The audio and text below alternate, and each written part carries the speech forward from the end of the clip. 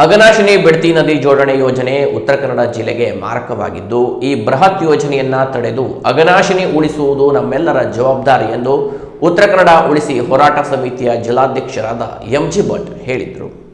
ಕುಮಟಾದಲ್ಲಿ ಕರೆದ ಸುದ್ದಿಗೋಷ್ಠಿಯಲ್ಲಿ ಮಾತನಾಡಿದ ಉತ್ತರ ಕನ್ನಡ ಉಳಿಸಿ ಹೋರಾಟ ಸಮಿತಿಯ ಜಿಲ್ಲಾಧ್ಯಕ್ಷರಾದ ಎಂಜಿ ಭಟ್ ಅವರು, ಅಘನಾಶಿನಿ ನದಿಯನ್ನು ತಿರುಗಿಸಿ ಚಿತ್ರದುರ್ಗದ ವಾಣಿ ವಿಲಾಸ ಜಲಾಶಯಕ್ಕೆ ಒಯ್ದು ಅಲ್ಲಿಂದ ಮುಂದಕ್ಕೆ ನೀರನ್ನು ಪೂರೈಸುವ ಯೋಜನೆಯಿಂದಾಗಿ ಪಶ್ಚಿಮ ಘಟ್ಟ ಅರಣ್ಯ ಪ್ರದೇಶದ 1,20,000 ಬೃಹತ್ ಮರಗಳ ಮಾರಣ ಹೋಮ ನಡೆಯುತ್ತದೆ. ಕೇಂದ್ರ ಮತ್ತು ರಾಜ್ಯ ಸರ್ಕಾರಗಳ ಜಂಟಿ ಯೋಜನೆಯಿಂದ 600 ಎಕರೆ ಅರಣ್ಯ ಪ್ರದೇಶದಲ್ಲಿ 25,000 ಕೋಟಿ ರೂಪಾಯಿ ಬಜೆಟ್ನಲ್ಲಿ ಈ ಯೋಜನೆ ಕಾರ್ಯಗತಗೊಳ್ಳಲಿದೆ. ಅಘನಾಶಿನಿ ಮತ್ತು ಶರಾವತಿ ನದಿಗಳು ಉತ್ತರ ಕನ್ನಡ ಜಿಲ್ಲೆಯ ಜೀವ ನದಿಗಳು. ಇದು ಜಿಲ್ಲೆಯ ಮೀನುಗಾರರ, ರೈತರ ಹಾಗೂ ಎಲ್ಲಾ ಜನರ ಜೀವನಾಡಿ.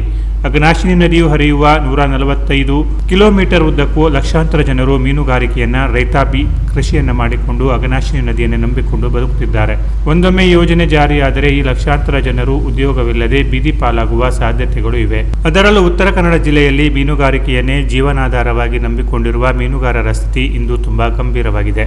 ಸೀಬರ್ಡ್ ಯೋಜನೆಯಿಂದ ಮನೆ ಮಠ ಕಳೆದುಕೊಂಡವರಿಗೆ ಇನ್ನೂ ಪರಿಹಾರ ಸಿಕ್ಕಿಲ್ಲ, ಪರ್ಯಾಯ ವ್ಯವಸ್ಥೆಯೂ ಆಗಿಲ್ಲ. ಇಂತಹ ದಯನೀಯ ಸ್ಥಿತಿಯಲ್ಲಿ ಮೀನುಗಾರರು ಇರುವಾಗ ಮತ್ತೊಂದು ಪ್ರಬಲವಾದ ಜೀವನವನ್ನೇ ಕಸಿದುಕೊಳ್ಳುವ ಈ ಯೋಜನೆ ಖಂಡಿತ ನಮ್ಮ ಜಿಲ್ಲೆಗೆ ಬೇಡ. ಕೃಷಿ ಮತ್ತು ತೋಟಗಾರಿಕೆಯ ತವರೂರು ಎಂದೇ ಹೇಳಬಹುದು. ಲಕ್ಷಾಂತರ ಜನರು ಕೃಷಿಯನ್ನ, ತೋಟಗಾರಿಕೆಯನ್ನೇ ನಂಬಿಕೊಂಡು ಬದುಕನ್ನು ಕಟ್ಟಿಕೊಂಡಿದ್ದಾರೆ. ಇವೆಲ್ಲಕ್ಕೂ ಅಘನಾಶಿನಿ ನದಿಯ ನೀರೇ ಬಹುತೇಕ ಜೀವನಾಡಿಯಾಗಿದೆ. ಉತ್ತರ ಕನ್ನಡ ಜಿಲ್ಲೆಯ ವಿಶೇಷ ಭತ್ತದ ತಳಿಗಳು, ಅಡಿಕೆ, ಕಾಳು ಮೆಣಸು, ತೆಂಗು, ಶೇಂಗಾ, ಕಬ್ಬು ಹೀಗೆ ವೈಶಿಷ್ಟ್ಯಪೂರ್ಣವಾದ ಬೆಳೆಗಳನ್ನ ಸಮಾಜಕ್ಕೆ ಒದಗಿಸುತ್ತಿರುವಂತಹ ಜಿಲ್ಲೆ. ಒಂದೊಮ್ಮೆ ಅವಿನಾಶ್ರೀ ಮತ್ತು ಶರಾವತಿ ನದಿಗಳು ಯೋಜನೆಗಳು ಜಾರಿಯಾದರೆ ಈ ಎಲ್ಲ ಬೆಳೆಗಳು ಅಂತ್ಯವಾಗುತ್ತವೆ. ಇಂದು ಕೃಷಿ ಮಾಡುವವರೇ ಇಲ್ಲ ಅಂತದರಲ್ಲಿ ಇರುವಂತಹ ಕೃಷಿ ಭೂಮಿಯನ್ನು ಸರ್ವನಾಶ ಮಾಡಿದರೆ ಅಂತಹ ಯೋಜನೆಗಳು ನಮಗೆ ಬೇಕೇ ಎನ್ನುವ ಪ್ರಶ್ನೆ ಕಾಡದಿರದು. ಅಘನಾಶಿನಿ ಅಳಿವೆಯ ಭಾಗವನ್ನ ರಾಮ್ಸರ್ ಸಂರಕ್ಷಿತ ಪ್ರದೇಶವೆಂದು ಘೋಷಣೆ ಮಾಡಲಾಗಿದೆ. ರಾಮ್ಸಾರ್ ಎಂದು ಘೋಷಿಸಬೇಕಾದರೆ ಈ ಅಳಿವೆ ಭಾಗದಲ್ಲಿ 25,000ಕ್ಕೂ ಹೆಚ್ಚು ಪಕ್ಷಿಗಳು ಬರಬೇಕಾಗುತ್ತದೆ. ಆದರೆ ಅಘನಾಶಿನಿ ಪ್ರದೇಶದಲ್ಲಿ ಆರ್ಟಿಕ್, ಅಂಟಾರ್ಟಿಕಾ, ಯುರೋಪ್ಗಳಿಂದ 45,000ಕ್ಕೂ ಹೆಚ್ಚು ಪಕ್ಷಿಗಳು ಬರುವುದು ಜಗತ್ತಿನಲ್ಲಿಯೇ ವಿಶೇಷವಾಗಿದೆ. ಅಘನಾಶಿನಿ ನದಿಯಲ್ಲಿ ಸಹಸ್ರಾರು ಜಾತಿಯ ಮೀನುಗಳು, ಕಪ್ಪೆಗಳು, ಆಮೆಗಳು ಹಾಗೂ ವಿವಿಧ ರೀತಿಯ ಜಲಚರಗಳು ಇರುವುದು ಬಹುಶಃ ಪ್ರಪಂಚದಲ್ಲಿಯೇ ಪ್ರಥಮವಾಗಿದೆ. ಅಘನಾಶಿನಿ ನದಿಯು ವಿಶ್ವದಲ್ಲಿಯೇ ಅತಿ ಅಪರೂಪದ ನದಿಯಾಗಿದೆ. ಜಗತ್ತಿನಲ್ಲಿ ಬೇರೆಲ್ಲ ನದಿಗಳು ಕಲ್ಮಶಗಳನ್ನು ಕೂಡಿಕೊಂಡು ಬಂದರೆ ಅಘನಾಶಿನಿ ಮಾತ್ರ ಅತ್ಯಂತ ಪರಿಶುದ್ಧಳಾಗಿ ಸ್ವಚ್ಛವಾಗಿ ಹರಿಯುವ ನದಿಯಾಗಿದೆ. ಈಗಾಗಲೇ ಉತ್ತರ ಕನ್ನಡ ಶಿರೂರು ಗುಡ್ಡದ ಕುಸಿತದ ದುರಂತ ಇಡೀ ಜಿಲ್ಲೆಯನ್ನ ಬೆಚ್ಚಿ ಬೀಳಿಸಿತ್ತು. ಇದಕ್ಕೆ ಕಾರಣ ಗುಡ್ಡದ ಬುಡದಲ್ಲಿ ಯಂತ್ರಗಳನ್ನು, ಅಂದರೆ ಜೆಸಿಬಿಗಳನ್ನು ಬಳಸಿ ಹಿಟಾಚಿಯಂತಹ ಯಂತ್ರಗಳನ್ನು ಬಳಸಿದ್ದು ಅದು ಗುಡ್ಡದ ಮಣ್ಣನ್ನು ಸಡಿಲಗೊಳಿಸುವುದರಿಂದ ಮಳೆಗಾಲದಲ್ಲಿ ನೀರು ಗುಡ್ಡದೊಳಗೆ ಸುಲಭವಾಗಿ ಸಿಲುಕಿ ಇಡೀ ಗುಡ್ಡದ ಒಂದು ಭಾಗ ಕುಸಿಯುವಂತೆ ಮಾಡಿದ್ದು ಇತಿಹಾಸ. ಹಾಗೆ ಈ ಗುಡ್ಡದಲ್ಲಿಯೂ ಕೂಡ 25 ಕಿಲೋಮೀಟರ್ ಉದ್ದದ ಸುರಂಗ ಮಾರ್ಗವನ್ನು ಕೊರೆಯುವುದರ ಮೂಲಕ ಇಡೀ ಗುಡ್ಡವೇ ಯಂತ್ರಗಳ ಆರ್ಭಟಕ್ಕೆ ನುಲುಗಿ ಹೋಗಬಹುದು. ಮುಂದೊಂದು ದಿನ ಮಳೆಗಾಲದಲ್ಲಿ ಇಡೀ ಗುಡ್ಡವೇ ಕುಸಿದು ಕರಾವಳಿ ಭಾಗವನ್ನು ಹೊತ್ತು ಇದು ಸಮುದ್ರಕ್ಕೆ ಸೇರಿಸಿದರೂ ಆಶ್ಚರ್ಯವಿಲ್ಲ. ಇದು ಲಕ್ಷಾಂತರ ಜನರ ಅಳಿವು ಉಳಿವಿನ ಪ್ರಶ್ನೆಯಾಗಿದೆ. ಹಾಗೆಯೇ ಪಶ್ಚಿಮ ಘಟ್ಟ ಅರಣ್ಯ ಪ್ರದೇಶವೆಂದರೆ ಜಗತ್ತಿನಲ್ಲಿ ಅತ್ಯಂತ ವಿಶಿಷ್ಟವಾದ ಸ್ಥಾನವನ್ನು ಹೊಂದಿದೆ. ಇಲ್ಲಿ 325ಕ್ಕೂ ಹೆಚ್ಚು ಪ್ರಭೇದಗಳ ಪ್ರಾಣಿಗಳು, ಪಕ್ಷಿಗಳು ಅಪರೂಪವೆನಿಸಿದೆ. ಇಲ್ಲಿರುವಂತಹ ವಿಶಿಷ್ಟ ಹಾಗೂ ಅಪರೂಪದ ಪ್ರಾಣಿ ಸಂಕುಲಗಳು ಜಗತ್ತಿನಲ್ಲಿ ಎಲ್ಲೂ ಕಂಡುಬರುವು. ಇದರಲ್ಲಿ 139 ಬಗೆಯ ಪ್ರಭೇದದ ಪ್ರಾಣಿಗಳು, ದುರ್ಬಲ ಜಾತಿಯ ಪ್ರಭೇದಗಳು, 145 ಬಗೆಯ ಪ್ರಭೇದಗಳು, ಅಳಿವಿನಂಚಿನಲ್ಲಿ ಇರುವಂತೆ ಪ್ರಭೇದಗಳು ಹಾಗೂ 51 ಬಗೆಯ ಪ್ರಭೇದಗಳು ತೀರಾ ಅಳಿವಿನಂಚಿನಲ್ಲಿ ಇರುವಂತಹ ಪ್ರಭೇದಗಳನ್ನು ಗುರುತಿಸಲಾಗಿದೆ. ಇಂತಹ ಸಂದರ್ಭದಲ್ಲಿಯೂ ಕೂಡ ಇವೆಲ್ಲವುಗಳನ್ನು ನಾಶ ಮಾಡಿ ಯೋಜನೆಯನ್ನು ಜಾರಿ ತರಲು ಹೊರಟಿದ್ದು ವಿಶ್ವದೆಲ್ಲೆಡೆ ದಿಗ್ಭ್ರಮೆಯನ್ನು ಮೂಡಿಸಿದೆ. ಹಾಗಾಗಿ ನಾವು ಇದನ್ನು ಉಳಿಸಿಕೊಳ್ಳುವ ಸಲುವಾಗಿ ಹೋರಾಟ ಮಾಡುವುದು ಅಗತ್ಯವಾಗಿದೆ. ಅದು ಅಲ್ಲದೆ ಅಂತರ್ಜಲ ಸಂಪೂರ್ಣ ಬತ್ತಿ ಹೋಗಲಿದೆ. ಕುಡಿಯುವ ನೀರಿನ ಹಾಹಾಕಾರ ಈಗಾಗಲೇ ಇದ್ದ ಮತ್ತಷ್ಟು ಸಮಸ್ಯೆಯಾದೀತು. ಹಾಗಾಗಿ ಈ ಯೋಜನೆ ವಿರುದ್ಧ ಸಮಸ್ತ ಕರಾವಳಿ ಭಾಗದ ಜನರು ಸೇರಿ ಅಘನಾಶಿನಿ ಉಳಿಸಿ ಎಂಬ ಅಭಿಯಾನವನ್ನು ಆರಂಭಗೊಳಿಸಬೇಕೆಂದು ಇದರ ವಿರುದ್ಧ ಫೆಬ್ರವರಿ 9ನೇ ತಾರೀಕು ಸೋಮವಾರದಂದು ಕುಮಟಾದ ಎಸಿ ಕಚೇರಿ ಎದುರು ಸೇರಿ ಪ್ರತಿಭಟನೆ ನಡೆಸುವಂತೆ ತೀರ್ಮಾನಿಸಲಾಗಿದೆ. ಅದಕ್ಕೆ ಸಾರ್ವಜನಿಕರು ಅತ್ಯಂತ ಹೆಚ್ಚಿನ ಸಂಖ್ಯೆಯಲ್ಲಿ ಪಾಲ್ಗೊಂಡು ಈ ಹೋರಾಟವನ್ನು ಯಶಸ್ವಿಗೊಳಿಸಬೇಕೆಂದು ಅವರು ವಿನಂತಿಸಿದರು. 91 ಕಿಲೋಮೀಟರ್ ಉದ್ದದ ಪೈಪ್ ಲೈನ್ ಮಾಡಿಕೊಂಡು ಅಲ್ಲಿ ತಗೊಂಡು ಹೋಗ್ತಾರೆ. ಅದರಲ್ಲೂ 25 ಕಿಲೋಮೀಟರ್ನಷ್ಟು ಸುರಂಗ ಮಾರ್ಗವನ್ನು ತೆಗಿತಾರೆ. ಈಗಾಗಲೇ ಸುರಂಗ ಮಾರ್ಗ ತೆಗೆದ್ರೆ ಒಂದು ಗುಡ್ಡದ ಮೇಲೆ ಏನಾಗಬಹುದು ಹೇಳುವಂತದನ್ನ ನಾವು ಅನುಭವಿಸಿ ನೋಡಿದೆ. ಯಾಕಂದ್ರೆ ಶಿರೂರು ಗುಡ್ಡದ ದುರಂತ ನಮ್ಮ ಕಣ್ಣು ಮುಂದೆ ಇದೆ. ಒಂದು ಪಕ್ಕದಲ್ಲಿ ಅದನ್ನ ಹೈವೇ ಮಾಡೋದಕ್ಕೆ ತೆಗೆದಿದ್ರು, ಇಡೀ ಗುಡ್ಡ ಕುಸಿದು ಗಂಗಾವಳಿ ನದಿಯಲ್ಲಿ ತುಂಬಿ ಹೋಯಿತು. ಹೀಗಿರುವಾಗ ಈ ಉತ್ತರ ಕನ್ನಡ ಜಿಲ್ಲೆಯ ಈ ಒಂದು ಗುಡ್ಡವನ್ನ 25 ಕಿಲೋಮೀಟರ್ ಸುರಂಗ ಮಾರ್ಗವನ್ನು ಹೊಡೆದ್ರೆ ಬಹಳ ಕಷ್ಟ ಆಗ್ತದೆ. ಯಾಕಂತಂದ್ರೆ ಸುರಂಗ ಮಾರ್ಗ ಹೊಡಿಬೇಕಾದ್ರೆ ಆ ಮಷಿನರಿಯನ್ನ ಬಳಸೋದ್ರಿಂದ ಆ ಮಷಿನರಿ ಜಿಲೆಟ್ ಅನ್ನು ಬಳಸ್ತಾರೆ, ಸ್ಫೋಟಕಗಳನ್ನು ಬಳಸ್ತಾರೆ. ಇಡೀ ಗುಡ್ಡ ಆ ಪ್ರಾಕೃತಿಕವಾಗಿ ಹೇಗೆ ನಿರ್ಮಾಣ ಆಗಿದೆಯೋ ಆ ಗಟ್ಟಿಯಾಗಿ ನಿಂತ್ಕೊಂಡಂತ ಗುಡ್ಡ ಅದುರಿ ಹೋಗ್ತದೆ, ಶೇಕ್ ಆಗಿ ಹೋಗ್ತದೆ. ಆ ಮಣ್ಣುಗಳು ಸಡಿಲಗೊಳ್ಳುತ್ತವೆ. ಆ ಸಂದರ್ಭದಲ್ಲಿ ಮಳೆ ಬಂದಾಗ ಜೋರಾಗಿ ಮಳೆ ಬರುವುದು ನಮಗೆಲ್ಲ ಗೊತ್ತಿದೆ. ನಮ್ಮ ಕರಾವಳಿ ಪ್ರದೇಶದಲ್ಲಿ ಆ ಮಳೆ ನೀರು ಗುಡ್ಡದಲ್ಲಿ ತುಂಬಿದ್ರೆ ಇಡೀ ಗುಡ್ಡ ಕುಸಿದು ಬರುವಂತಹ ಸಾಧ್ಯತೆ ವೈಜ್ಞಾನಿಕ ಕಾರಣ ಇದು.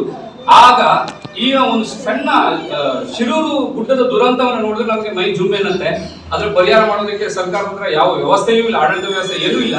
ಆ ಗಂಗಾವಳಿ ನದಿಯಲ್ಲಿ ತುಂಬಿದಂತ ನೀರನ್ನ ಮಣ್ಣನ್ನ ತೆಗಿಲಿಕ್ಕೂ ಕೂಡ ನಮ್ಮ ಹತ್ರ ಆಗ್ತಾ ಇಲ್ಲ. ಹಾಗಾಗಿ ಇಂಥ ಒಂದು ಚಿಕ್ಕ ದುರಂತವನ್ನೇ ನಾವು ಎದುರಿಸಲಿಕ್ಕೆ ಆಗದೆ ಇರುವಂತಹದ್ದು. ಈ ಒಂದು ದೊಡ್ಡ ದುರಂತ ನಡೆದ್ರೆ ಏನಾಗ್ಬೋದು, ಇಡೀ ಕರಾವಳಿ ಭಾಗದ ಅಷ್ಟು ಮನೆಗಳು ಕೂಡ ಬಡಿದುಕೊಂಡು ಸಮುದ್ರಕ್ಕೆ ಹೋದ್ರೆ ಆಶ್ಚರ್ಯ ಇಲ್ಲ. ಈ ರೀತಿಯಾದಂತಹ ಒಂದು ವಾತಾವರಣ ಇದೆ. ಜೊತೆಗೆ ನಾ ಹೇಳಿದಾಗೆ ಅಘನಾಶಿನಿ ಆಜುಬಾಜು 20 ಕಿಲೋಮೀಟರ್ ವ್ಯಾಪ್ತಿಯಲ್ಲಿ ಸುಮಾರು ಅಂತರ್ಜಲ ಸಂಪೂರ್ಣವಾಗಿ ಬತ್ತಿ ಹೋಗ್ತದಂತೆ. ಈಗಾಗಲೇ ನಮ್ಮ ಕುಮಟಾ, ಹೊನ್ನಾವರ ಮತ್ತು ಗೋಕರ್ಣ ಭಾಗದ ಅಂಕೋಲ ಭಾಗದ ಜನರು ಕುಡಿಯುವ ನೀರಿಗೆ ಮಾರ್ಚ್, ಏಪ್ರಿಲ್, ಮೇ ತಿಂಗಳಲ್ಲಿ ಒದ್ದಾಡ್ತಾರೆ. ಕುಡಿಯುವ ನೀರೇ ಸಿಗ್ತಾ ಇಲ್ಲ.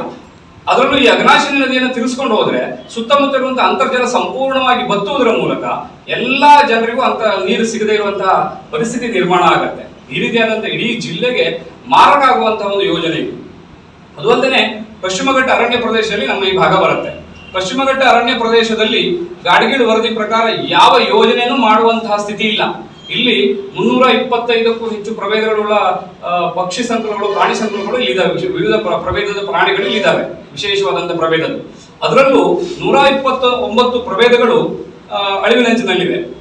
51 ಪ್ರಭೇದಗಳು ತೀರಾ ಅಳಿವಿನಂಚಿನಲ್ಲಿದೆ. ಅಂದ್ರೆ ಇಂತಹ ಒಂದು ಸಂದರ್ಭದಲ್ಲಿಯೂ ಕೂಡ ಈ ಯೋಜನೆ ಜಾರಿಗೆ ತರಲಿಕ್ಕೆ ಹೊರಟಿದ್ದಾರೆ ಅಂತಂದ್ರೆ ನಮಗೆ ಅದು ಬಹಳ ದುಃಖ ಅನಿಸ್ತದೆ. ಮತ್ತು ಹೇಳುವುದೊಂದು ಮಾಡೋದೊಂದು ಅಂತ.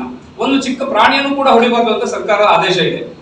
ಆದ್ರೆ ಇವತ್ತಿಲ್ಲಿ ಲಕ್ಷಾಂತರ ಪ್ರಾಣಿಗಳನ್ನ 325 ಬಗೆಯ ಪ್ರಾಣಿಗಳನ್ನ ಕೊಲ್ಲಿಕ್ಕೆ ಅವರು ಹೊರಟಿದ್ದಾರೆ ಅಂತಂದ್ರೆ ಇವರಿಗೆ ಬಾಕಿ ಕಾನೂನುಗಳಿಗಿಂತ ದುಡ್ಡೇ ಮುಖ್ಯ ಅಂತ ನಾವು ಅಂದ್ಕೋಬೇಕಾಗ್ತದೆ. ಹಾಗಾಗಿ ಇದು ಕೇವಲ ದುಡ್ಡು ಮಾಡುವ ಸಲುವಾಗಿ ಈ ರೀತಿಯಾದಂತಹ ಒಂದು ಯೋಜನೆ ತರ್ತಾ ಇದ್ದಾರೆ ಅಂತ ಅನ್ಕೋಬೇಕು. ಯಾಕಂದ್ರೆ ಈ ಯೋಜನೆಯಿಂದ ನಮ್ಮ ಉತ್ತರ ಕನ್ನಡಕ್ಕೆ ಏನ್ ಲಾಭ ಆಗ್ತದೆ ಏನೂ ಇಲ್ಲ. ನಮ್ಮ ಉತ್ತರ ಕನ್ನಡ ಜಿಲ್ಲೆಯ ಜನರನ್ನ ಸಾಯಿಸಿ ಬೇರೆ ಜನರನ್ನು ಬದುಕುವಂತ ವಿಚಾರ ಇಲ್ಲ. ಹಾಗಾಗಿ ಇದಕ್ಕೆ ನಮ್ಮ ಇಡೀ ಉತ್ತರ ಕನ್ನಡ ಜಿಲ್ಲೆಯ ಸಂಪೂರ್ಣ ಎಲ್ಲ ಜನರ ಒಂದು ವಿರೋಧ ಇದೆ. ತೆಂಗಿನ ತೋಟ ಇದ್ದಾವೆ, ಬೇರೆ ಬೇರೆ ರೀತಿಯಾದಂತಹ ತೋಟಗಾರಿಕೆ ಕೆಲಸಗಳನ್ನು ಮಾಡ್ಕೊಂಡಿದ್ದಾರೆ. ಈ ಎಲ್ಲ ಕೃಷಿ ಈ ಅಘನಾಶಿನಿ ನದಿಯನ್ನೇ ಅವಲಂಬಿಸಿಕೊಂಡಿದ್ದಾರೆ ಸಹಸ್ರಾರು ಕುಟುಂಬಗಳು, ಅಂದ್ರೆ ಲಕ್ಷಾಂತರ ಜನರು. ಈ ಒಂದು ಅಘನಾಶಿನಿ ನದಿ ತಿರ್ಸ್ಕೊಂಡು ಹೋದ್ರೆ ಈ ಲಕ್ಷಾಂತರ ರೈತರಿಗೆ ಅನ್ಯಾಯ ಆಗ್ತದೆ. ಇವರು ಬದುಕು ಬೀದಿ ಪಾಲಾಗೋದು ಸಂಶಯನೇ ಇಲ್ಲ. ಮತ್ತೆ ಏನ್ ಮಾಡ್ಬೇಕು? ಇವರಿಗೆ ತೋಟಗಾರಿಕೆ ಮತ್ತು ಕೃಷಿ ಮಾಡೋದು ಬೇರೆ ಗೊತ್ತೇ ಇಲ್ಲ. ಮತ್ತೆ ಬಿಸಿನೆಸ್ ಮಾಡ್ಲಿಕ್ಕೆ ದೊಡ್ಡ ದೊಡ್ಡ ಫ್ಯಾಕ್ಟರಿಗಳು ನಮ್ಮ ಉತ್ತರ ಕನ್ನಡದಲ್ಲಿ ಇಲ್ಲವೇ ಇಲ್ಲ. ಹಾಗಾಗಿ ನಮ್ಮ ಉತ್ತರ ಕನ್ನಡ ಜಿಲ್ಲೆ ಪ್ರಯೋಗಶಾಲೆಯಾಗಿ ಮಾರ್ಪಟ್ಟಿದೆ ಈ ರಾಜಕಾರಣಿಗಳಿಗೆ. ಇದು ಆಗಬಾರದು. ಜನರ ಜೀವನದ ಜೊತೆಗೆ ಆಟ ಆಡಬಾರದು.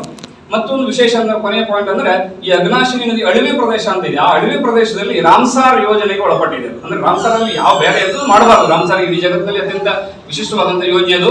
ರಾಮ್ಸಾರ್ ಯೋಜನೆಗೆ ಒಳಪಟ್ಟ ಮೇಲೆ ಅಲ್ಲಿ ಬೇರೆ ಏನನ್ನೂ ಮಾಡುವ ಹಾಗಿಲ್ಲ.